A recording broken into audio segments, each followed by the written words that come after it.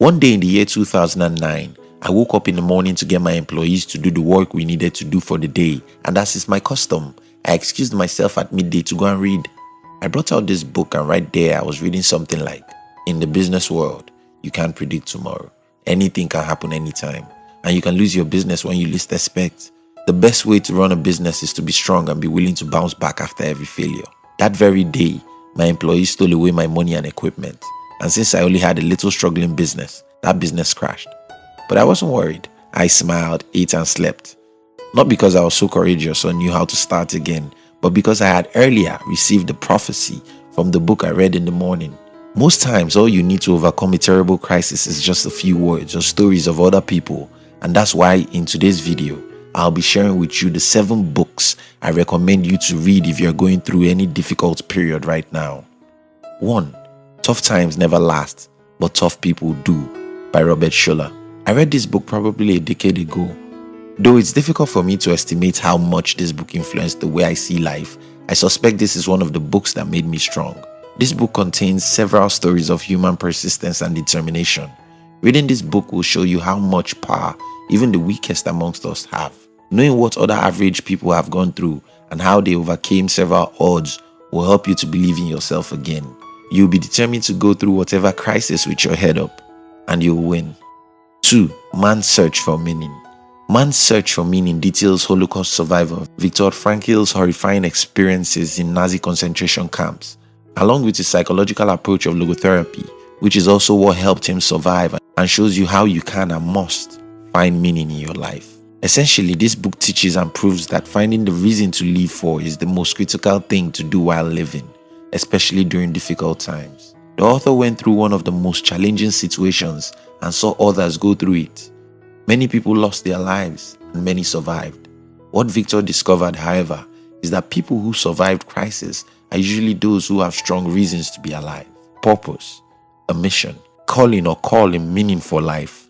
Now, if you're going through a difficult time, you have to remind yourself very often about your reason for being alive, your mission, and why you must overcome the present obstacle.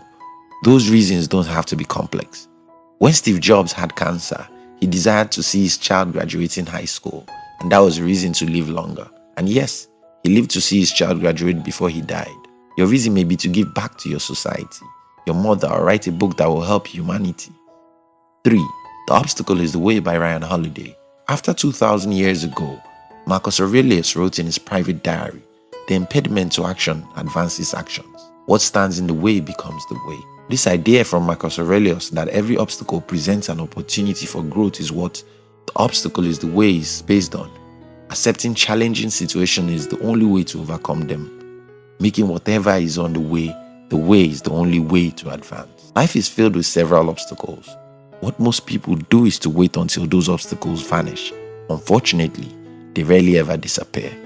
What you should do is to advance, regardless of the roadblocks. Let whatever stands on your way become the way. 4.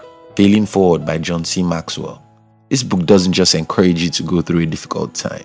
It makes you feel that you need the difficult times. The feeling I had when I read this book many years ago was that failures and obstacles aren't human enemies. They do to us what fire does to gold. They make us better. While you may not understand how whatever you are going through now will make you a better person, you have to believe that somehow you will be stronger, better, and richer at the end of the tunnel. 5. The Alchemist. Alchemist tells the story of a young shepherd named Santiago who is able to find a treasure beyond his wildest dreams. Along the way, he learns to listen to his heart and, more importantly, realizes that his dreams or his personal legend are not just his but part of the soul of the universe. Santiago was a hero who had to face several obstacles and setbacks, but he would never give up until he achieved his dreams.